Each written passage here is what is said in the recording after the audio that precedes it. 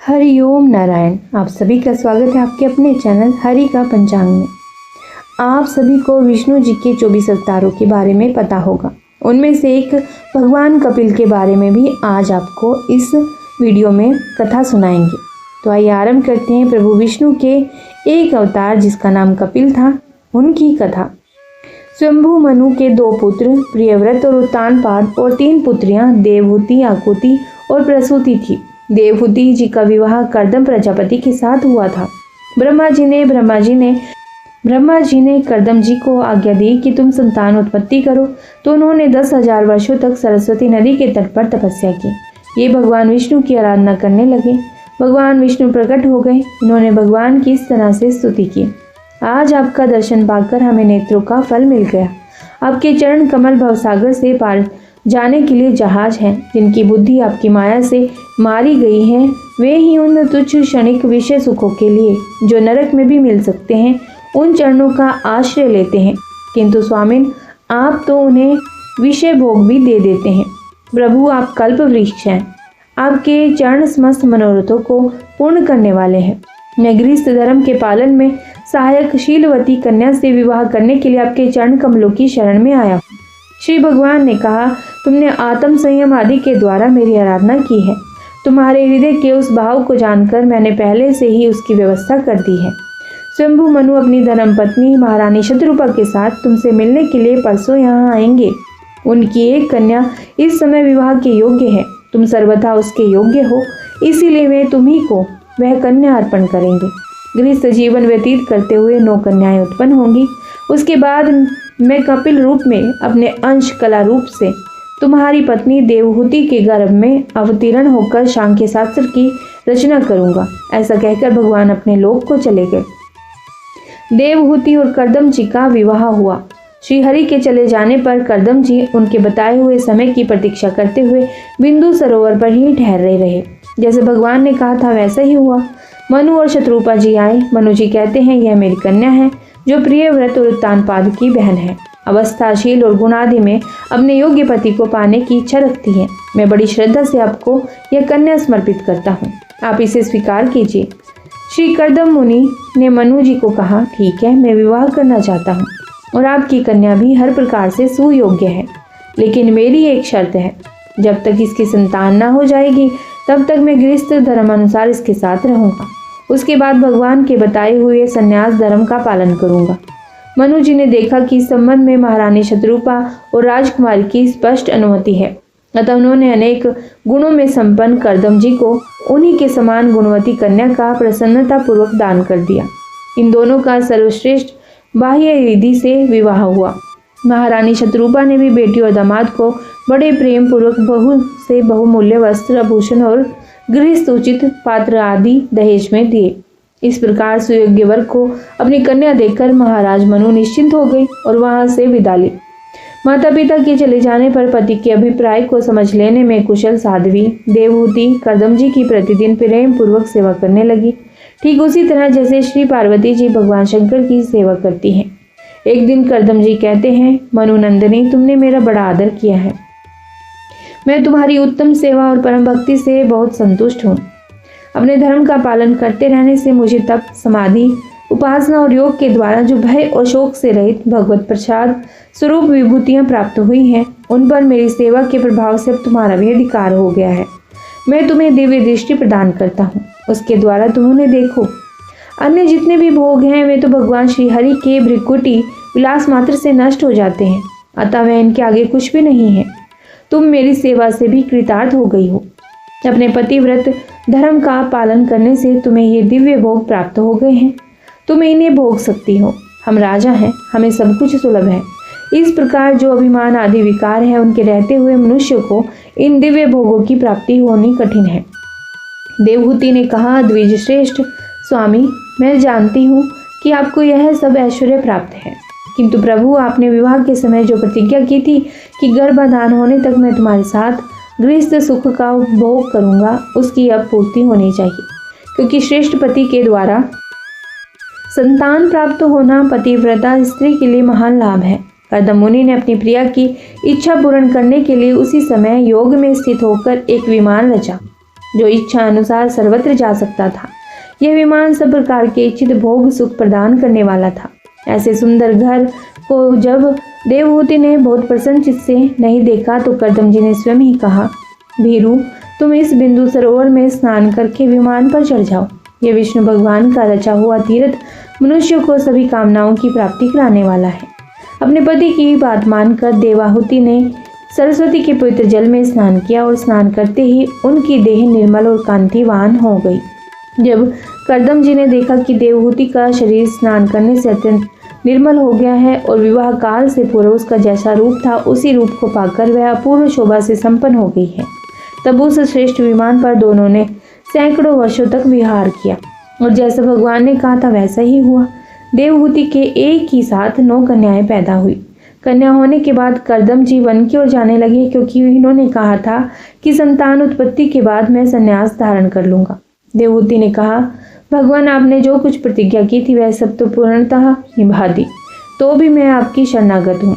अतः आप मुझे अभय दान दीजिए और इन कन्याओं के लिए योग्य वर खोजने पड़ेंगे और आपके वन को चले जाने के बाद मेरे जन्म मरण रूप शोक को दूर करने के लिए कोई होना चाहिए। आप कृपा करके मुझे एक पुत्र और प्रदान कीजिए। देवहूति के इस प्रकार कहने पर कर्दम मुनि को भगवान विष्णु के कथन का स्मरण हो आया और उन्होंने इससे कहा, दोष रहित राजकुमारी, तुम अपने विषय में इस प्रकार का खेद न करो। तुम्हारे गर्भ में अविनाशी भगवान विष्णु शीघ्र ही पधारेंगे। श्री हरि तुम्हारे गर्भ से अवतीर्ण होकर मेरा यश बढ़ाएंगे और ब्रह्म ज्ञान का उपदेश करके तुम्हारे हृदय की अहंकारमयी ग्रंथि का छेदन करेंगे। इस प्रकार बहुत समय बीत जाने पर भगवान ने देवहूति के गर्भ से इस प्रकार प्रकट हुए जैसे लकड़ी में से अग्नि। हर जगह आनंद ही आनंद छा गया। आकाश से देवताओं ने दिव्य पुष्पों की वर्षा की। ब्रह्मा जी को यह मालूम हो गया था कि साक्षात पर ब्रह्म भगवान विष्णु सांख्य शास्त्र का उपदेश करने के लिए अपने विशुद्ध सत्यमय अंश से अवतीर्ण हुए हैं। श्री ब्रह्मा जी ने कहा, प्रिय कर्दम, तुम दूसरों को मान देने वाले बनो। तुमने मेरा सम्मान करते हुए जो मेरी आज्ञा का पालन किया है। बेटा, तुम सभ्य हो। तुम्हारी ये सुंदर कन्याएं अपने वंशों द्वारा इस सृष्टि को अनेक प्रकार से बढ़ाएंगी और भगवान विष्णु तुम्हारे पुत्र के रूप में धरा पर आए हैं। वे अविद्या जनित मोह की ग्रंथियों को काटकर पृथ्वी में स्वच्छंद विचरेंगे। ये सिद्ध गणों के स्वामी और सांख्याचार्यों के भी माननीय होंगे और लोक में तेरी कीर्ति का विस्तार करेंगे और कपिल नाम से विख्यात होंगे। ब्रह्मा जी के चले जाने पर कर्दम जी ने उनकी आज्ञा के अनुसार मरीचि आदि प्रजापतियों के साथ अपनी कन्याओं का विधि पूर्वक विवाह कर दिया। कपिल भगवान का कर्दम जी को उपदेश दिया गया, वह इस प्रकार था। कर्दम जी ने देखा कि उनके यहाँ साक्षात श्री हरि ने अवतार लिया है, तो एकांत में उनके पास गए और उन्हें प्रणाम करके इस प्रकार कहने लगे, आप वास्तव में अपने भक्तों का मान बढ़ाने वाले हैं। आपने अपने वचनों को सत्य करने और सांख्य योग का उपदेश करने के लिए ही मेरा यहाँ अवतार लिया है। अब ऐश्वर्य, वैराग्य, यश, ज्ञान, वीर्य और श्री इन 6 ऐश्वर्यों से पूर्ण है। मैं आपकी शरण में हूँ। आपकी कृपा से मैं तीनों ऋणों से मुक्त हो गया हूँ और मेरे सभी मनोरथ पूर्ण हो चुके हैं। अब मैं संन्यास मार्ग को ग्रहण करके आपका चिंतन करते हुए शोक रहित होकर विचरूंगा। आप समस्त प्रजाओं के स्वामी हैं, अतएव इसके लिए मैं आपकी आज्ञा चाहता हूँ। श्री भगवान ने कहा, मुनि, वैदिक और लौकिक सभी कर्मों में संसार के लिए मेरा कथन ही प्रमाण है। इसीलिए मैंने जो तुमसे कहा था कि मैं तुम्हारे यहाँ जन्म लूंगा, उसे सत्य करने के लिए ही मैंने अवतार लिया है। हे मुनि, मैं आज्ञा देता हूँ, तुम इच्छा के अनुसार जाओ और अपने संपूर्ण कर्म मुझे अर्पण करते हुए दुर्जय मृत्यु को जीत कर मोक्ष पद प्राप्त करने के लिए मेरा भजन करो। मैं स्वयं प्रकाश और संपूर्ण जीवों के अंतःकरणों में रहने वाला परमात्मा हूँ। अतः जब तुम विशुद्ध बुद्धि के द्वारा अपने अंतःकरण में मेरा साक्षात्कार कर लोगे, तब सब प्रकार के शोकों से छूटकर निर्भय पद यानी कि मोक्ष प्राप्त कर लोगे। माता देवहूति को भी मैं संपूर्ण कर्मों से छुड़ाने वाला आत्मज्ञान प्रदान करूंगा, जिससे यह संसार रूपी भय से पार हो जाएंगी। भगवान कपिल के इस प्रकार कहने पर प्रजापति कर्दम जी उनकी परिक्रमा करके प्रसन्नता पूर्वक वन को चले गए और सब प्रकार की कामना को छोड़कर मन, बुद्धि और चित्त को भगवान में लगा दिया और भगवान के धाम को प्राप्त किया। पिता के वन में चले जाने पर भगवान कपिल जी माता का प्रिय करने की इच्छा से उस बिंदुसार तीर्थ में रहने लगे। एक दिन कपिल जी आसन पर विराजमान थे। देवहूति जी कपिल जी के पास गई और बोली, इन दुष्ट इंद्रियों को मैं विषय देते देते उब गई हूँ। इन देह गेह आदि में मेरेपन का दुराग्रह होता है, वह भी आपका ही कराया हुआ है। अतः अब आप मेरे इस मोह माया को दूर कीजिए। मैं आपकी शरण में आई हूँ। आप भागवत धर्म जानने वालों में सबसे श्रेष्ठ हैं। मैं आपको प्रणाम करती हूँ। भगवान कपिल ने कहा, माता, यह मेरा निश्चय है कि अध्यात्म योग ही मनुष्यों के आत्यंतिक कल्याण का मुख्य साधन है, जहाँ दुख और सुख की सर्वथा निवृत्ति हो जाती है। इस जीव के बंधन और मोक्ष का कारण मन ही माना गया है। विषयों में आसक्त होने पर वह बंधन का हेतु होता है और परमात्मा में अनुरक्त होने पर वही मोक्ष का कारण बन जाता है। जिस समय यह मन मैं और मेरेपन के कारण होने वाले काम, लोभ आदि विकारों से मुक्त एवं विशुद्ध हो जाता है, उस समय वह सुख दुख से छूटकर सम अवस्था में आ जाता है। मेरी भक्ति के समान और कोई मंगलमय मार्ग नहीं है। जो लोग सहनशील, दयालु, समस्त देहधारियों के कारण हेतु किसी के प्रति भी शत्रुभाव न रखने वाले, शांत, सरल स्वभाव और सत्पुरुषों का सम्मान करने वाले होते हैं और जो मुझ में अनन्य भाव से सुदृढ़ प्रेम करते हैं, मेरे लिए संपूर्ण कर्म तथा अपने सगे संबंधियों का भी त्याग कर देते हैं और मेरे परायण रहकर मेरी पवित्र कथाओं का श्रवण कीर्तन करते हैं तथा मुझ में ही चित्त लगाए रहते हैं, उन भक्तों को संसार के तरह तरह के ताप कोई कष्ट नहीं पहुंचा पाते। माँ, तू सत्संग कर। सत्पुरुषों के समागम से मेरे पराक्रमों का यथार्थ ज्ञान कराने वाली तथा हृदय और कानों को प्रिय लगने वाली कथाएं होती हैं। उनका सेवन करने से शीघ्र ही मोक्ष मार्ग में श्रद्धा, प्रेम और भक्ति का क्रमशः विकास होगा और जो मेरी लीलाओं का चिंतन करेगा, मेरी कथा को सुनेगा, उसे सत्य का बोध हो जाएगा। फिर अंत में उसे मेरा धाम प्राप्त होगा। भगवान कहते हैं, माँ, तू संतों का संग कर, तू सत्संग कर। हमारे परिवार में आसक्ति यानी कि मोह होता है, लेकिन जब वही संग या आसक्ति जब संतों महापुरुषों के प्रति हो जाती है तो मोक्ष का द्वार खुल जाता है। भगवान कहते हैं, माँ, संसार में तो रहो, लेकिन संसार को अपने अंदर मत आने दो। जैसे पानी में नाव होती है, नाव में पानी नहीं। यदि नाव में पानी होगा तो नाव डूब जाएगी। इसी तरह से अगर संसार अंदर रहेगा तो भव पार जाना मुश्किल है। ये शरीर रूपी नौका डूब जाएगी। फिर माता के पूछने पर कपिल जी ने अपनी माँ को अहेतु की भक्ति के बारे में बताया।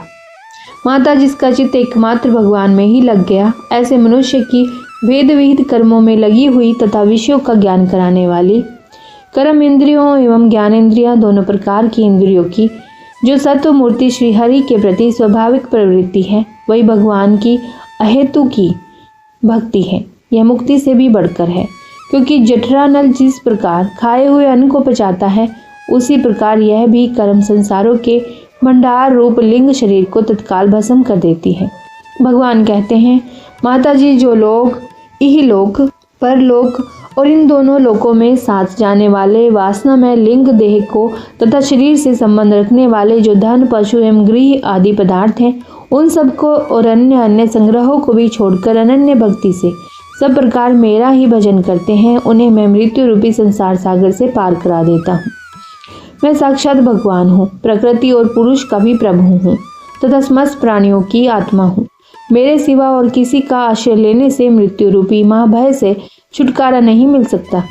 फिर भगवान ने बताया कि जीव किस तरह से दुनिया में आता है। भगवान कपिल ने देवहूति को अति सुंदर ज्ञान बताया है, जिसे आप श्रीमद् भगवत पुराण में विस्तार से सुन सकते हैं।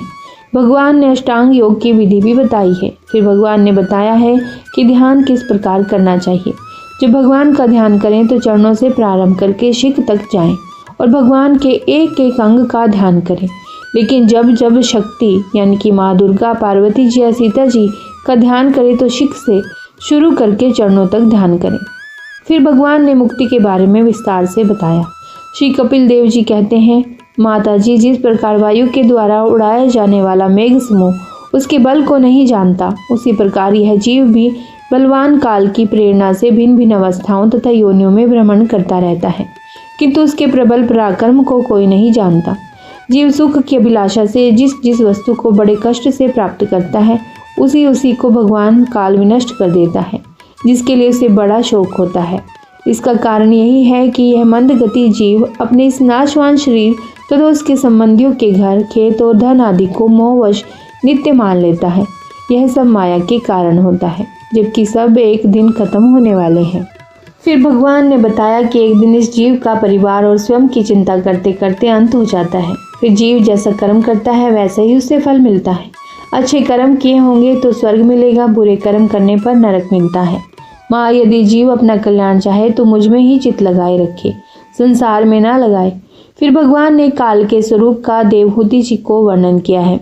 माँ, जो ज्ञान मैंने तुझे दिया है, जो पुरुष मुझ में चित्त लगाकर इसका श्रद्धापूर्वक एक बार भी श्रवण या कथन करेगा, वह मेरे परम पद को प्राप्त होगा। इस प्रकार श्री कपिल भगवान के वचन सुनकर कर्दम जी की प्रिय पत्नी माता देवहूति के मोह का पर्दा फट गया और उन्होंने भगवान की सुंदर स्तुति की। देवहूति कहती है, कपिल जी, ब्रह्मा जी आपके ही नाभि कमल से प्रकट हुए थे, जिन्होंने आपका ध्यान ही किया था।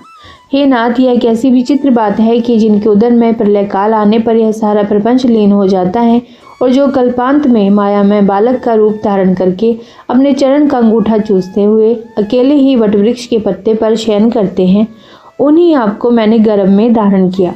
आपने जिस प्रकार 12 अवतार धारण किया था और कपिल अवतार मुमुक्षुओं को ज्ञान मार्ग दिखाने के लिए हुआ है। कपिल देव जी, आप साक्षात पर ब्रह्मा हैं। आप ही परम पुरुष हैं। वृत्तियों के प्रवाह को अंतर्मुख करके अंतःकरण में आपका ही चिंतन किया जाता है।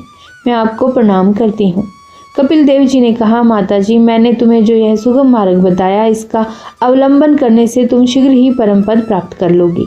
इस प्रकार श्रेष्ठ आत्मज्ञान का उपदेश देकर श्री कपिल देव जी अपनी माँ की अनुमति लेकर वहां से चले गए। तब देवहूति जी भी सरस्वती के मुकुट सदृश अपने आश्रम में अपने पुत्र के उपदेश किए हुए योग साधन के द्वारा योगाभ्यास करती हुई समाधि में स्थित हो गई। जिस स्थान पर उन्हें सिद्धि प्राप्त हुई थी वह परम पवित्र क्षेत्र त्रिलोकी में सिद्ध पद नाम से विख्यात हुआ। योग साधना के द्वारा उनके शरीर के सारे दैहिक मल दूर हो गए थे। वह एक नदी के रूप में परिणत हो गया, जो सिद्धगण से सेवित और सब प्रकार की सिद्धि देने वाली है। इस प्रकार कपिल और देवहूति जी का ज्ञान, भक्ति और वैराग्य से परिपूर्ण चरित्र पूरा हुआ, जो ज्ञान आप श्रीमद् भागवत महापुराण में पूर्ण रूप से श्रवण कर सकते हैं। हमारे चैनल पर भी श्रीमद् भागवत महापुराण सुनाया जाएगा। यह कपिल देव जी का मत अध्यात्म योग का गूढ़ रहस्य है। जो पुरुष इसका श्रवण या वर्णन करता है वे भगवान गरुड़ध्वज की भक्ति से युक्त होकर शीघ्र ही श्री हरि के चरण अरविंदों को प्राप्त करता है। तो बोलिए श्री लक्ष्मीपति नारायण भगवान की जय। ओम श्री हरि नारायण। भगवान विष्णु हमारे जीवन में सकारात्मक परिवर्तन और आशा की नई किरणें लाएं, सुख समृद्धि लाएं, सभी के जीवन को सफल बनाएं, संतानों को दीर्घायु प्रदान करें, आप सभी के जीवन को मंगलमय बनाएं।